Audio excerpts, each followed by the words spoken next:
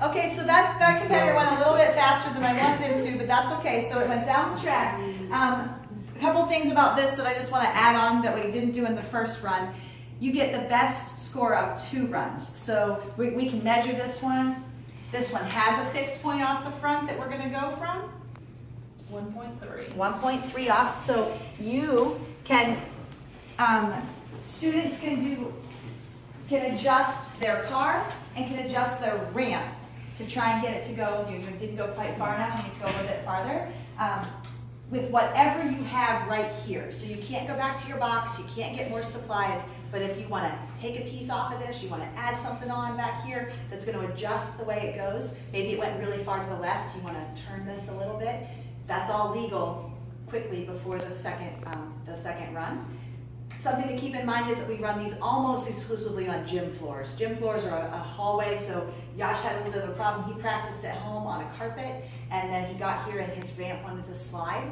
And so think about that in advance. We will be on some sort of slippery surface.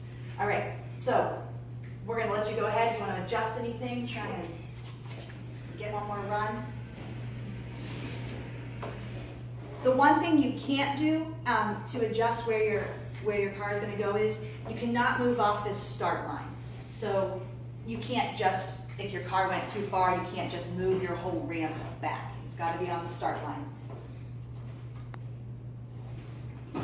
And you can have, there's no fixed time to this, but not a long time to adjust, but you can talk about a routine and try something. All right, so go, you ready? Yeah. All right, so go ahead. And remember, you're just releasing at the top. You cannot push it.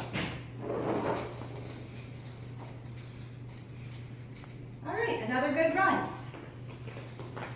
And every time we'll measure, we'll record, and we'll take the best of those scores, and that will be your final score. 1.3.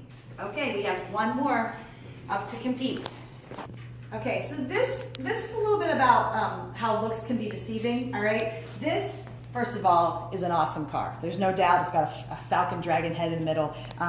That doesn't give you any extra points, but it does add a coolness factor. All right, so we've got this, what appears to be just obnoxiously oversized ramp, right? So, but the only requirement is that it fit within a 60 by 60 centimeter box on the floor.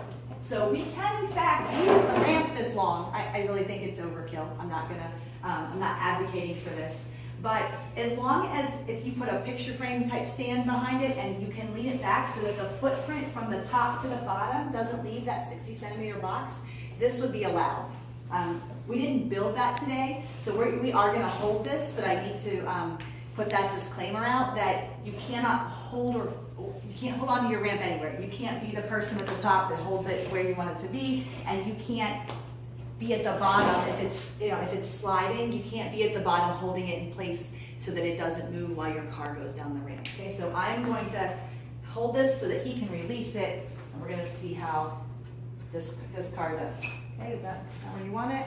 Yep. All right. Yeah. 3, 4. All right, so we started.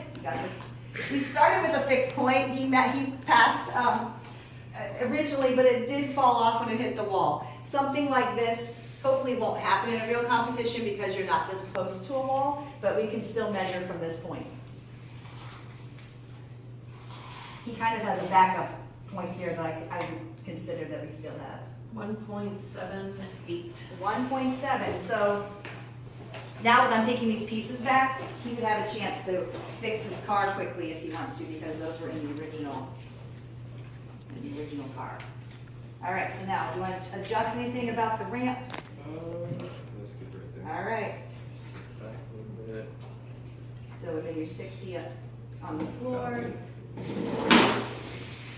Pieces of, oh, all right. So what we can see is I got from this was an internal competition in my office today, quite honestly. This car has a lot of coolness factor to it. This car is a little more bare bones, but at the end of the day, this one got closer to the finish line than this one. So you have to think about how long you can take to build it. Remember, whatever you build has to be done within 30 minutes. You can only have one picture in your box, so make sure it's a good picture. It cannot be a collage of pictures that are on one picture, so that you know which pieces you need. You can have pieces in labeled box or in labeled bags that help you remember where they are that you're supposed to put them together. And you can make adjustments in between your two runs if that helps you. All right, good luck with Ramp and Roll, and let us know what questions you have.